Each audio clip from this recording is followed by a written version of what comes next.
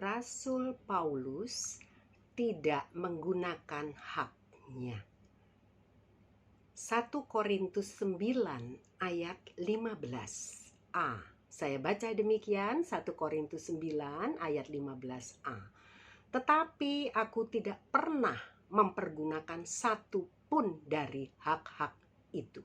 Saya ulang, 1 Korintus 9 ayat 15. Aku tidak pernah mempergunakan satu pun dari hak-hak itu.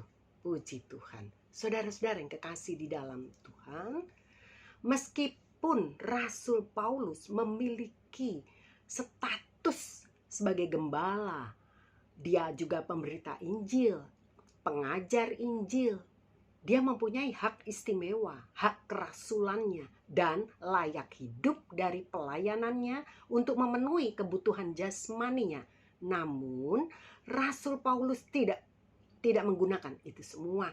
Dia berkomitmen bahwa ia tidak menggunakan haknya sebagai rasul dalam pelayanannya di Korintus. Dalam hal ini, Paulus ingin yang pertama mengajarkan kepada jemaat untuk mau melepas hak agar mereka tidak mementingkan diri sendiri dan tidak menjadi batu sandungan bagi orang lain.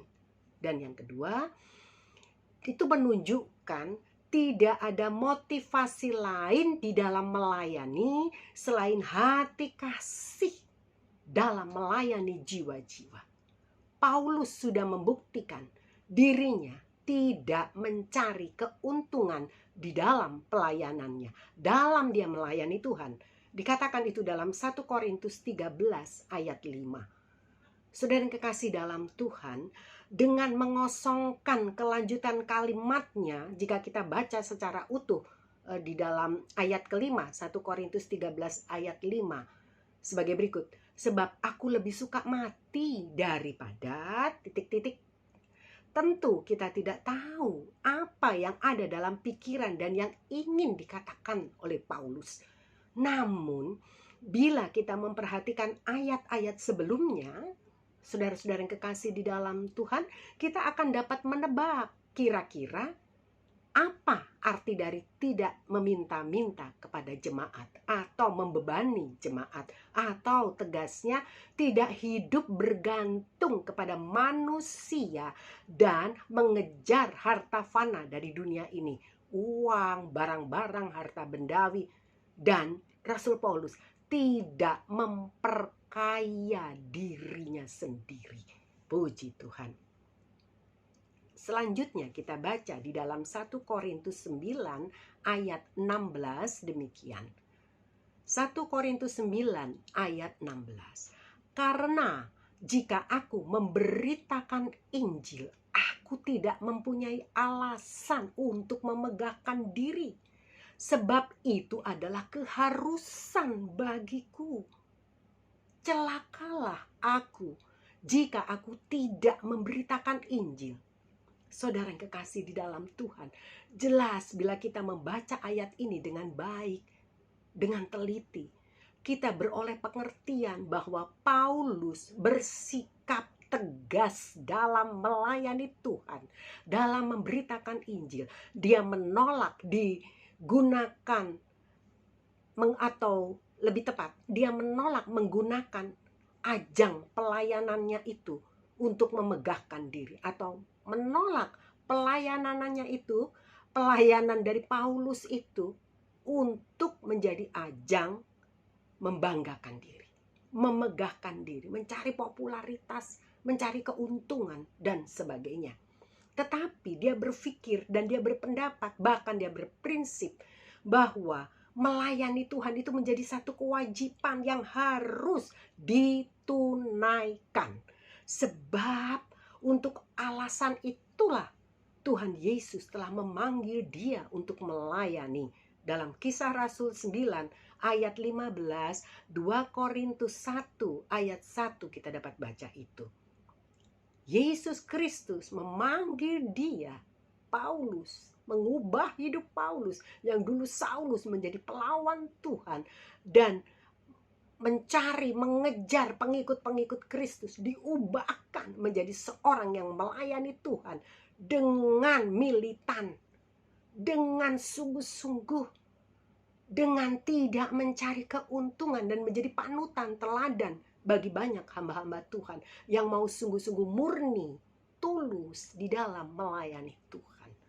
Sebaliknya, bila Rasul Paulus tidak melaksanakan kewajibannya memberitakan Injil dengan tulus dan murni hati, hal itu akan dianggapnya menjadi kutuk atau celaka baginya.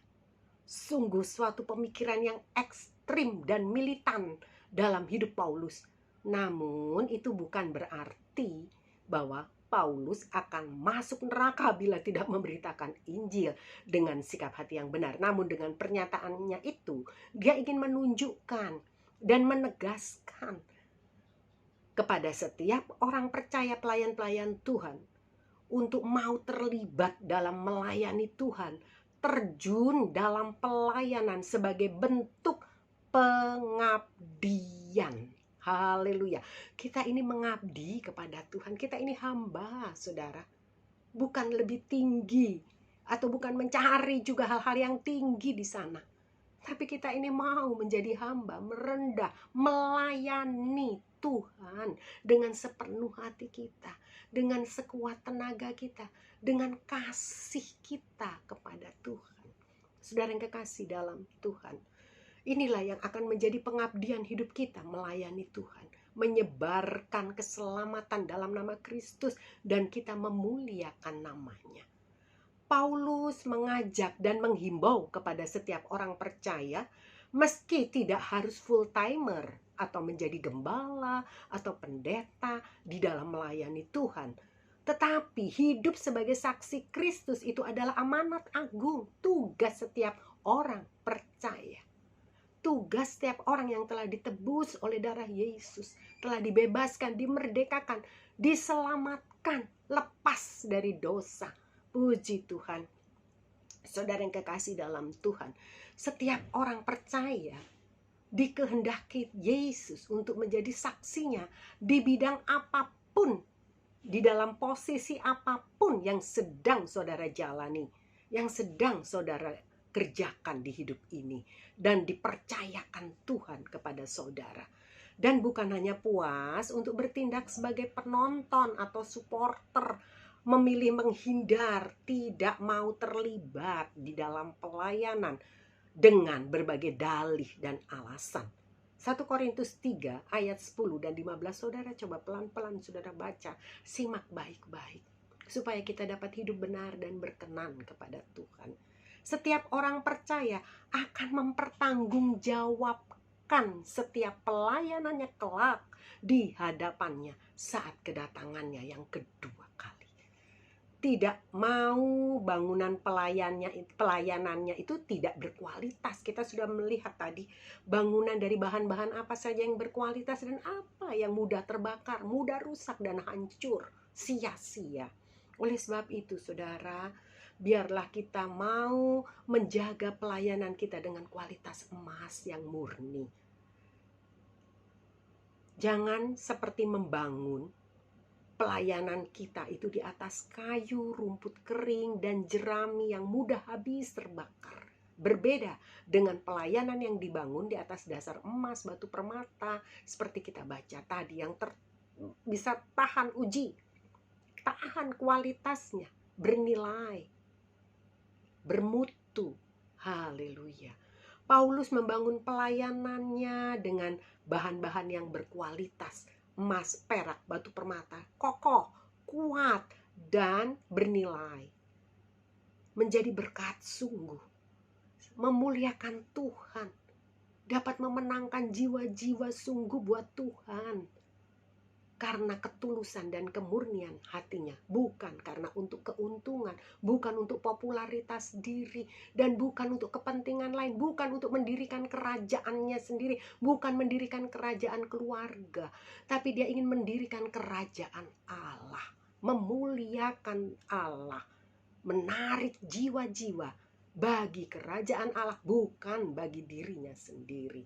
Saudara yang kekasih di dalam Tuhan, seorang hamba Tuhan yang benar seperti Paulus tidak mau kehilangan upah atau pahala, yaitu kemuliaan yang telah disediakan Tuhan bagi setiap orang yang rela melayani dengan tulus, murni hati, jujur, dan yang dengan setia melayani.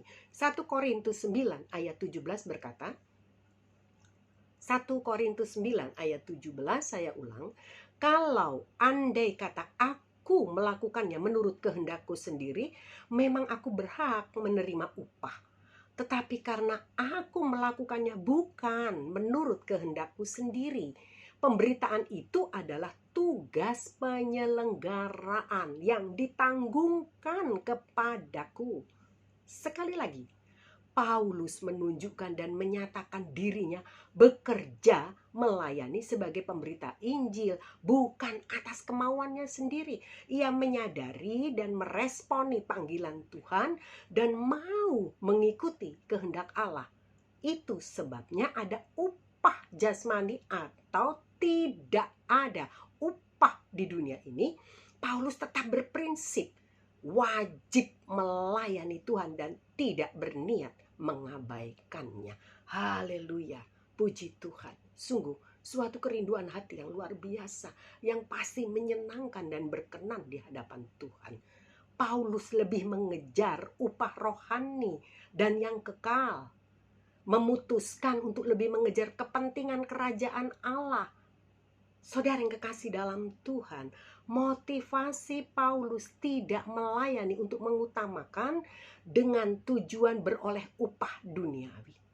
Bagi Paulus, menolak upah duniawi setelah memberitakan Injil dalam melayani Tuhan jemaat bukan hal yang sulit baginya. Dia tidak memegang harta benda, dia tidak mengikatkan dirinya kepada harta, juga tidak bersandar berharap kepada harta, barang fana, ataupun juga kepada manusia. Sanjungan puji-puja manusia tidak dikehendakinya. 1 Korintus 9 ayat 18 berkata demikian. Kalau demikian, apakah upahku? Ini yang dikatakan Paulus. Upahku ialah ini, bahwa aku boleh memberitakan Injil tanpa upah, dan bahwa aku tidak mempergunakan hakku sebagai pemberita Injil. Saya ulang sekali lagi, 1 Korintus 9 ayat 18, Paulus berkata demikian. Kita harus membaca ini, mencerna ini dengan baik-baik, dengan hati-hati.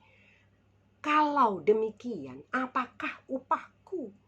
Upahku ialah ini, bahwa aku boleh memberitakan Injil tanpa upah, dan bahwa aku tidak mempergunakan hakku sebagai pemberita Injil. Luar biasa. Paulus ini betul-betul hidupnya dipersembahkan, diabdikan kepada Allah. Saudara, dia memandang kepada upah kekal, bukan upah sementara fana yang berasal dari dunia ini. Rasul Paulus menolak haknya yang berupa tunjangan untuk kebutuhan jasmani, entah itu makanan, minuman dari jemaat. Jemaat mempertanyakan dua hal kepadanya. Yang pertama, apakah upah yang diterima Paulus setelah melayani jemaat? Dan jawabannya adalah menolak menerima upah adalah merupakan upah bagi Rasul Paulus. Saya harap saudara mengerti ya, dengan kata yang seolah-olah bertentangan ini, tetapi artinya begitu dalam. Yang kedua, Paulus menolak menerima adalah prinsip yang dipegangnya. Lalu pertanyaannya adalah, dari mana dia mendapatkan dana atau tunjangan untuk berbagai pemenuhan kebutuhannya? Rasul Paulus bekerja keras menggunakan tangannya membuat tenda untuk memenuhi kebutuhan hidupnya. Itu yang dikatakan dan dituliskan dalam firman Tuhan. Jadi dapat kita simpulkan bahwa upah yang dikejarnya bukanlah upah jasmani, money.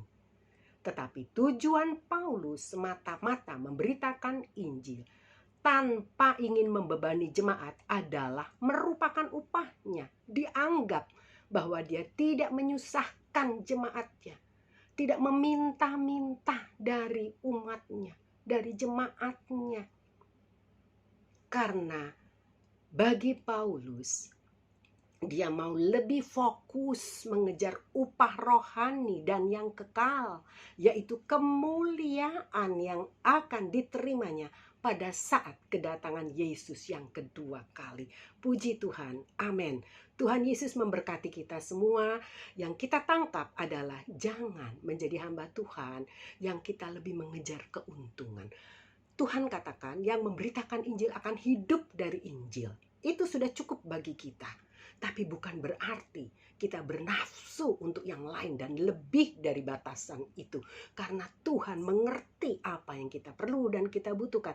Sekarang kita coba saja berusaha murni, tulus, rendah hati, jujur dalam melayani Tuhan. Allah pasti memelihara kita. Sebab Yesus sendiri menyertai kita dalam pelayanan kita. Roh Kudus memenuhkan, menolong segala apa yang jadi kebutuhan kita. Puji Tuhan. Tuhan Yesus baik, tetap melayani dengan setia dan tekun. Sekali Yesus, tetap Yesus. Puji Tuhan, Tuhan memberkati kita semua. Haleluya.